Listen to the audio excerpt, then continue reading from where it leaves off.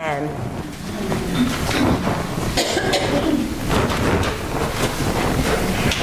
Pastor John said that if God really cared about football, he would have made this the Harbaugh Bowl, because then we could have used that as an illustration for today's gospel lesson. But he didn't, so he mustn't. That's what Pastor John thinks anyway. We've been on this journey looking at scriptures that are easier said than done. And we had a lot of fun last week with wine at dinner.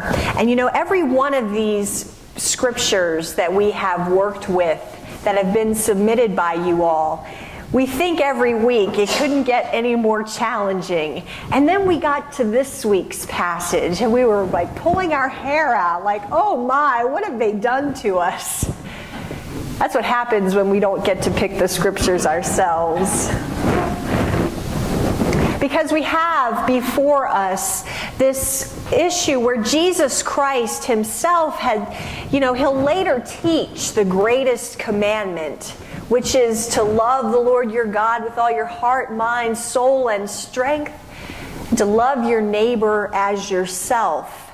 But in the midst of him saying, love your neighbor as yourself, he has this passage calling for trouble in the family, saying, don't think that I have come to bring peace, but a sword.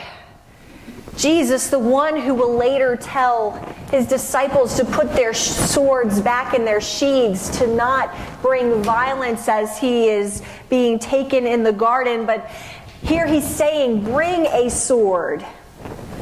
I've come to turn a man against his father, a daughter against her mother, and a daughter-in-law against her mother-in-law. People's enemies are members of their own households. You know, we can proof text this passage. How many times have you used that about in-law troubles?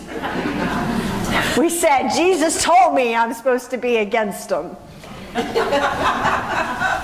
Nobody's with me there? Okay. But we think about that and what a challenge it is calling us to. You know, in our lives, the most basic unit that we have of relationship is our nuclear family. Our mothers and our fathers and that household, brothers and sisters all brought together. And certainly in our own nation's history, as we look back on the Civil War and people talk about what was the greatest challenge of that, it's that you would have brothers in the same families on opposite sides of that conflict. This challenge that we have, well, what does it mean? Because at my core, I am born into this unit or adopted into this unit where to live or die are these people whose job it is to feed and nourish and care for me and instill within me every one of my values. And yet here we have Jesus Christ coming in and saying he's going to bring a sword to that and to take everything that we know and slice it away. It seems contradictory to everything that Jesus stands for. How can he call us to this life where we take up our cross and follow him and still at the same time say that you may have to forsake your family in the midst of that? That's easier said than done. We had a friend a few years ago. We were at a wedding, and her daughter was probably like 6 or 7 years old, and she was lying down on one of the pews. You know, kids never lie down on pews, right? Grown-ups lie down on pews sometimes. I've seen it. But this child was just kind of rolling around, and her mother turned to us and said, "She's my cross to bear." I think about how many times in our lives we've had situations where we've said, that is my cross to bear. This person is my cross to bear. And how that trivializes what Jesus was really calling those disciples to. Because Jesus, when he said, my cross, take up your cross and follow me, he wasn't just talking about take up the minor inconveniences that you have in your life and follow me. He wasn't saying choose between the soccer game on Sunday or church and follow me. No. Jesus doesn't call us in that sense. When he said, take up your cross, he was talking to disciples for whom the cross actually was his crucifixion. The cross was to die for the faith. We lose a sense of that because thanks be to God, we have freedom where right now we wouldn't be put to death for our beliefs in our country. But then, in that time, in that place, he was truly saying this has to be a faith, a discipleship that you're willing to stake your very life on. That's the part that really grabs us. You know, it was recently said, John reminded me that there are thousands of people who came to hear Jesus teach and preach. Thousands would flock from all over the place to get a little bit of his miracles, to bring the sick to his feet. But how many disciples did he really have? 12. Maybe a few others that were willing to go with him to his very death. A few more who were willing to go where he called them to at all cost. The others were just kind of hanging on the periphery there. How many of them had the chance to follow and didn't? How many were like the rich young ruler who Jesus Christ, he comes to Jesus and says, what must I do to be saved? And he says, well, go sell all your possessions, then come and follow me. And he just walks off kind of dejected. A friend of mine reminds me, we don't know if he ever came back or not, but that's where Jesus leaves the story. It's this idea that there's such a cost involved in following Jesus Christ. And part of that cost may very well be the people who have raised you, the people who have nourished you, the people who have brought you up in this religion, especially as he's speaking to the Jews who were part of his group, people who had grown up in the synagogues, had worshipped at the temple, had done everything that it was to be faithful. And Jesus is telling them, you may have to walk away from all of that, and your parents may not be happy about it. But it's a choice that you have to be willing to make. But sometimes, maybe we look at this passage too negatively. You know, a few weeks ago, Pastor John went with the youth to the Rock, and they saw the speaker, Steve Fitzhugh.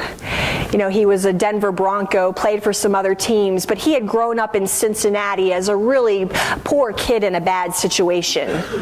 He actually lived in a household where at one point his father used him as a shield because his mother was about to shoot the father, and so he grabbed little Steve and held him in front of him.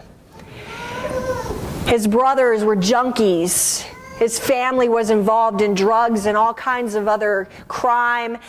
And he had nobody in his whole family that was in faith, in church, or in any way devoted to Jesus Christ.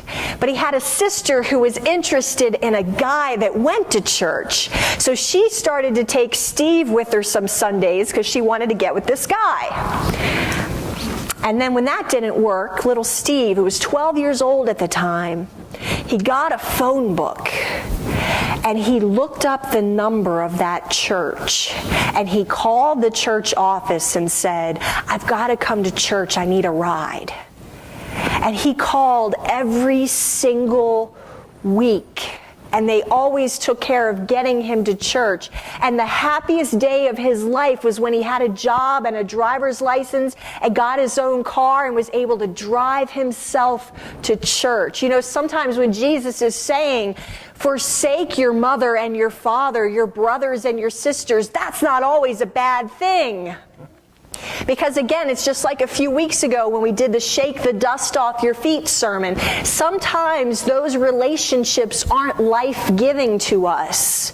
And it's hard to think that we need to walk away from that.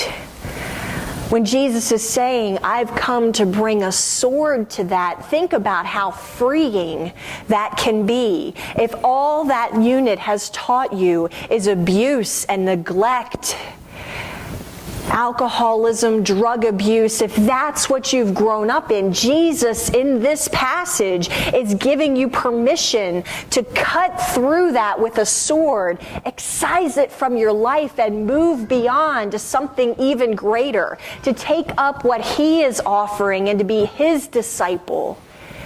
Thanks be to God, that's a new life. But Jesus isn't saying, walk away from your family that has been his disciple. Some of us were blessed to have saints in our families, people who taught us what it was to take up our cross, who truly lived where Jesus Christ was the center of our lives and everything that happened. He's not saying to walk away from that. But he's saying if you do have a lifestyle where your family, be it your in-laws, your children themselves, or anything else that you were born into, that most basic unit of human relationship, if that is keeping you from serving me, you have to choose. Are you going to follow me, or are you going to be trapped by the pain and the heartache and all of those relationships that you feel? Now that's the easier said than done, right? Because we feel we can't abandon our family. But I think when we look at this passage, what we're supposed to see is to walk away from that. To hate what they're about is not to hate them. And in walking away from that into a life where Jesus Christ is truly the center of what you live and what you do, you follow Jesus Christ, and you know what? They might follow you. Your mother, your father, your in-laws, your brothers, your sisters, they may follow you when they see how your life of discipleship, your life of devotion has made a difference. God is calling us to be people who are willing to put him first and foremost at the center of everything that we do. That it's not about when it's convenient to love him. It's not about whether we're just here on Sunday morning, but it's about this lifestyle where God is first. Easier said than done, right? So I ask you to think about this. Where have we sometimes put our families before God? When has that been a source of pain and contention and strife in our lives rather than what God wants, which is life-giving relationships? And where is he calling you to follow him into a future? Follow him into all that he promises, to take up your cross, to be willing to know and trust that wherever he leads you as you follow, you're going to experience his goodness, his grace, his mercy, his salvation. From whatever you've come from, God is giving you this freedom and this gift. And we celebrate that today as we gather around as his disciples, people who are willing to come and feast at his table, to be nourished by his body and blood. Thanks be to God that we can celebrate all that he is, regardless of where we've come from or who we've had to leave behind to do it. Amen.